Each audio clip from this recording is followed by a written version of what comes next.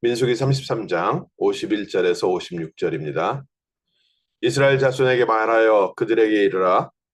너희가 요단강을 건너 가나안 땅에 들어가거든 그 땅의 원주민을 너희 앞에서 다 몰아내고 그 새긴 석상과 부어 만든 우상을 다 깨뜨리며 산당을 다 헐고 그 땅을 점령하여 거기 거주하라. 내가 그 땅을 너희 소유로 너희에게 주었음이라. 너희의 종족을 따라 그 땅을 제비 뽑아 나눌 것이니 수가 많으면 많은 기업을 주고 적으면 적은 기업을 주되 각기 제비 뽑은 대로 그 수가 될 것인즉 우리 조상 지파를 따라 기업을 받을 것이니라.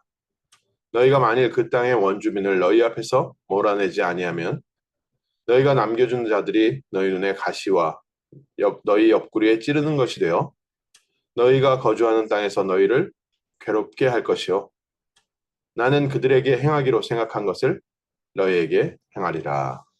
아멘.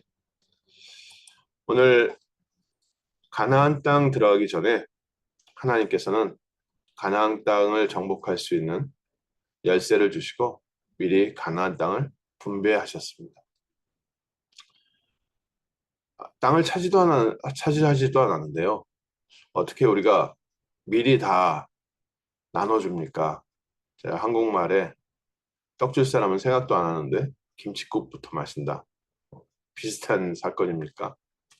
아니면 정말로 하나님께서 우리에게 계획하신 것이 있어서 그 계획대로 우리를 인도하고 계십니까? 하나님께서는 이미 하나님 자녀에게 분봉왕의 축복을 주셨습니다. 분봉왕이라고 하면요.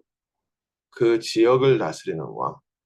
지금과는 약간의 국가의 행정에 그 차이가 좀 있습니다. 지금은 교통이 굉장히 발달되어 있고 통신이 발달되어 있고 모든 것이 이제 어, 체계화되어져 있는데 예전에는 뭐 움직이려고 해도 말을 타고 움직이든지 아니면 영향력을 미치는데 왕의 영향력이 그렇게 큰 영향력을 미치지 못해서 지역에 자치적으로 아예 작은 왕들이 있었고요.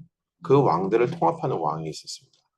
네, 그 지역을 차지한 왕을 보고 분봉왕이라고 합니다. 하나님이 우리를 하나님 나라의 백성으로 또 하나님 나라의 자녀로 삼아주셔서 하나님 나라의 유업을 맡기셨다고 했습니다. 하나님 나라의 기업을, 하나님 나라의 땅을 우리에게 차지하게 하셨습니다. 첫 번째로 생각해야 될 부분이요. 그 땅을 나눠주는데 수가 많으면 많이 나눠주고 수가 적으면 적게 나눠주고 지파의 그 백성의 숫자에 따라서 땅을 줬다는 겁니다. 하나님이요. 공평하게 모든 사람에게 부족함 없이 하나님은 우리에게 계획을 갖고 계시고 산업을 주시고 미래를 준비해 놓으셨습니다. 하나님의 예비하신 모든 경제와 또 삶과 미래 모든 것을요. 미리 예비해 놓으셨습니다. 가나안 땅의 축복이요. 메시아 보낼 땅인데 그 메시아의 언약을 붙잡고 승리하고 세상을 살릴 수 있는 필요한 모든 것을 하나님께서 전부 준비해 주셨습니다. 오늘 저희가 구원받은 하나님 자녀로 오늘 하루 그리스도 안에서 승리하고 그리스도의 이름을 증거하고 그리스도의 이름으로 이 세상을 살리고 변화시키는 일에 필요한 모든 것을 하나님은 전부 다 예비하는 주고 인도하고 계십니다. 그래서 구원받은 하나님 자녀에게요. 있다 없다는 사실 시간표 문제지요. 모든 사람에게 모든 백성에게 하나님이요. 필요한 것을 예비해 두셨습니다. 우리나라에 기독교가 들어오면서 조금 기독교가 이상한 쪽으로 들어온 것 같습니다. 양쪽 방향으로 들어왔어요. 하나는 약간 선비주의, 옛날 조선시대 선비 사상이 들어와서요. 기독교는 청렴하고 결백하고 가난해야 된다. 이게 이제 보수적인 기독교 색깔이 되어버렸습니다. 또 그 다음에 들어온 기독교는 기독교 그런 거 아니다. 하나님 능력이다. 해서요. 치유와 기적, 그리고 성공 이런 부분들이요. 또 한쪽에서는 파워로. 정통 기독교 쪽에서는 주로 선비주의, 선비사상 이게 이제 좀 많이 파고들었고요. 약간 이단으로 가든지 아니면 조금 성경이나 신학적인 부분이 부족한 쪽은 능력, 하나님의 역사 이러다 보니까 체험 위주로 가고요. 오늘 저희는요. 언약 중심으로 신앙생활 하시고 복음 중심이어야 됩니다. 우리가 가난한 것도 하나님 뜻 아니고요. 우리가 막 부자가 되는 거, 우리가 성공하는 거, 그것도 하나님 뜻이 아닙니다. 둘 다 틀렸습니다. 하나님은 우리를 하나님의 자녀 삼으시고요. 우리에게 창세기 3장에 무너져가는 세상 살리도록 하나님이 우리를 축복하시고 인도하고 계십니다. 그 안에 하나님의 시간표에 따라서 필요에 따라서 아브라함 같은 사람을 세우기도 하시고 하나님이 이삭 같은 사람을 세우기도 하시고 야곱과 요셉 하나님께서 사람을 세워서 일을 하시는데 하나님의 능력으로 하나님의 재산으로 하나님의 예비하신 것으로 채워서 인도하게 하셨습니다. 오늘 저희도 먼저 언약부터 확실하게 붙잡아야 됩니다. 예수 믿는 사람은 돈에 관심 가지면 안 돼. 누가 그렇게 돼 있어요? 예수 믿는 사람은 돈에 관심 갖지 않는 것은 그건 선비주의 사상입니다. 선비 사상이지 기독교 사상이 아닙니다. 돈에 욕심 부리지 말아야지요.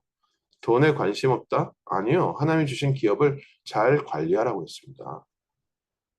30배, 60배, 100배 열매 맺게 될 거라고 했습니다. 그러면 또 예수 믿는 사람은 응답받아야 돼 하면서요. 물질 중심으로 가는 것. 성경에 그렇게 돼 있지 않습니다. 성경에요. 하나님 자녀는요. 바울이 뭐라고 얘기했습니까? 내가 가난함에 처할 줄도 알고 부함에 처할 줄도 알고 어떤 환경, 모든 환경을 감당할 수 있는 일체의 비결을 배웠노라.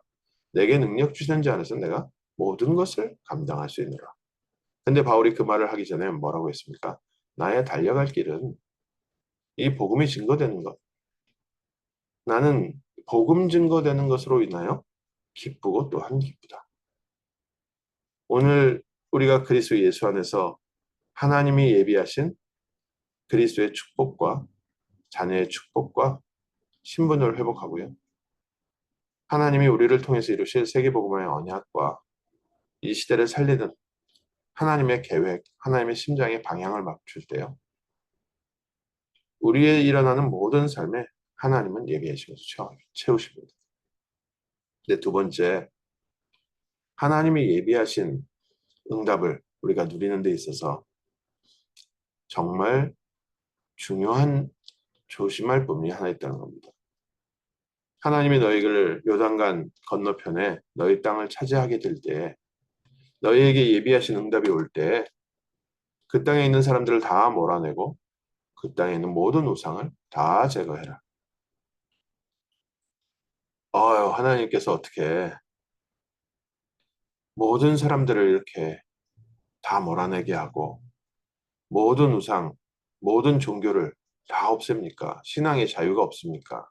거주 이전에 자유가 있어야 되는데 왜 그 땅 사람들은 그렇게 미워하십니까? 오늘 우리에게 보면요. 이거 굉장히 중요한 말씀입니다. 이스라엘 백성이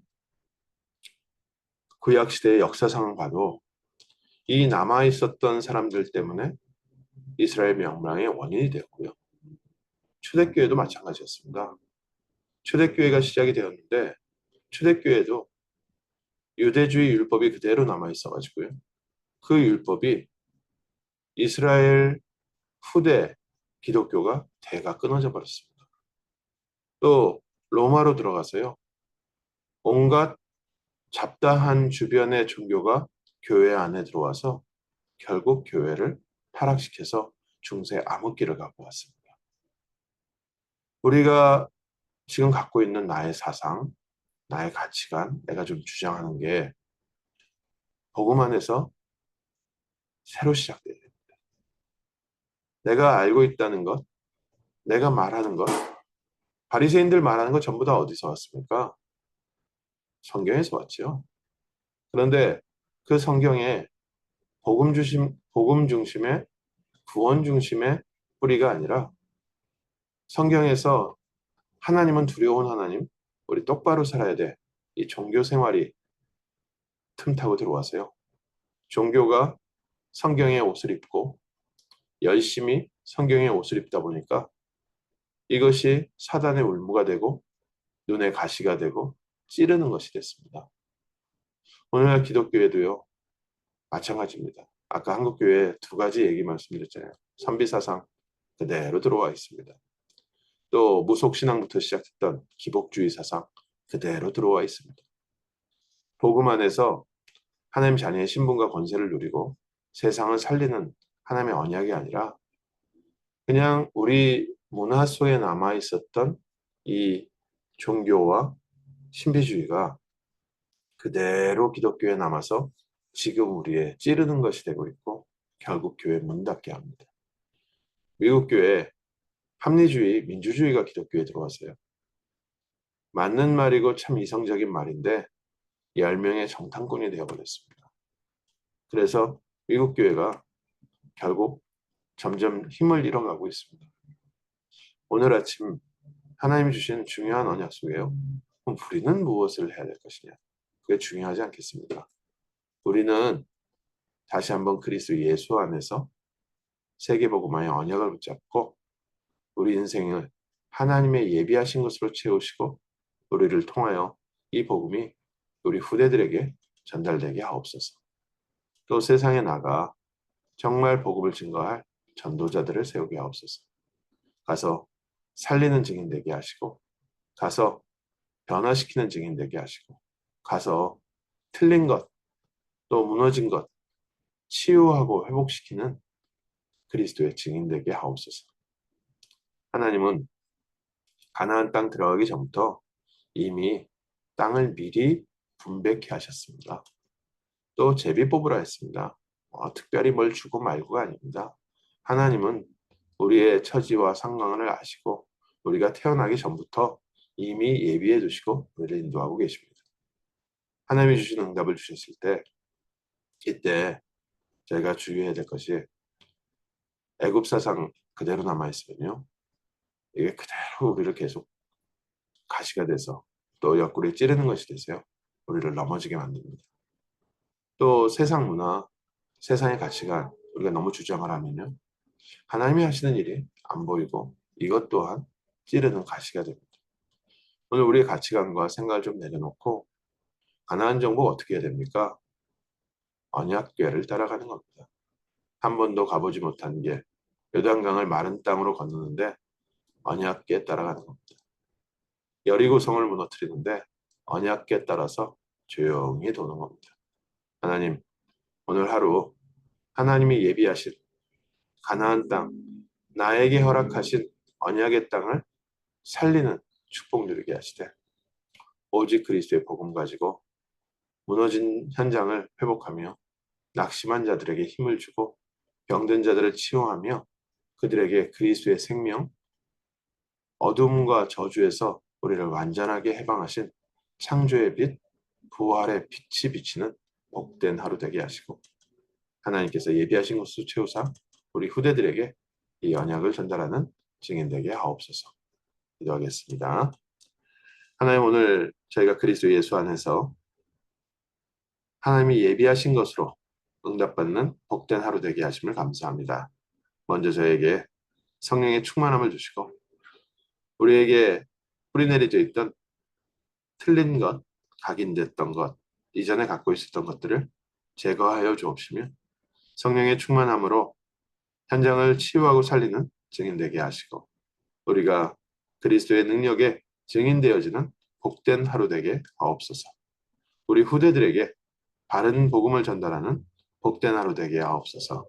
주 예수 그리스도 이름으로 기도합니다. 아멘.